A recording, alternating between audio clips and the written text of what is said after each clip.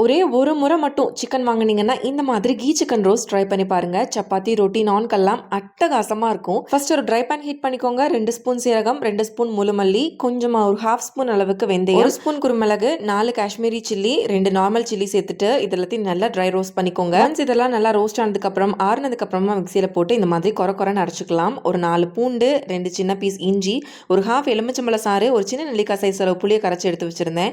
இதெல்லாத்தையும் ஒன்னா சேர்த்து இந்த மாதிரி பேஸ்ட் மாதிரி அரைச்சிக்கலாம். 1/2 kg சிக்கன் கூட வறுத்தரைச்ச masala paste, 1/2 cup curd add பண்ணிக்கலாம். கொஞ்சமா சால்ட், கொஞ்சமா மஞ்சள் தூள் சேர்த்துட்டு நல்லா இந்த மாதிரி கலந்து சைடில் எடுத்து வச்சுக்கலாம். இனி இந்த சிக்கனை ஒரு 1/2 an hour வரைக்கும் ரெஸ்ட் பண்ணிக்கலாம். நான் இன்னைக்கு இந்த கீ சிக்கன் ரோஸ்ட் ரெடி பண்றதுக்கு RKG கீ தான் எடுத்துக்கிட்டேன். 2 குழிக்கரண்டி அளவுக்கு ஆட் பண்ணி ஒன்ஸ் இது மெல்ட் ஆனதுக்கு அப்புறமா ஒரு பெரிய வெங்காயம் ஃபைனா சாப் பண்ணி ஆட் பண்ணிக்கோங்க. இது லைட்டா வதக்கி விட்டதுக்கு அப்புறம் நம்ம ரெடி பண்ணி வச்சிருந்தோம் இல்லையா சிக்கன், இதை உள்ள சேர்த்துட்டு கொஞ்சமா தண்ணி சேர்த்து ஒரு 15 minutes லிட் க்ளோஸ் பண்ணி வேக வச்சு எடுத்துட்டீங்கன்னா சூப்பரான கீ சிக்கன் ரோஸ்ட் ரெடி. கார்னிஷிங்க்கு கொஞ்சமா கறி லீஃப் ஆட் பண்ணி சர்வ் பண்ணுங்க. பாய்.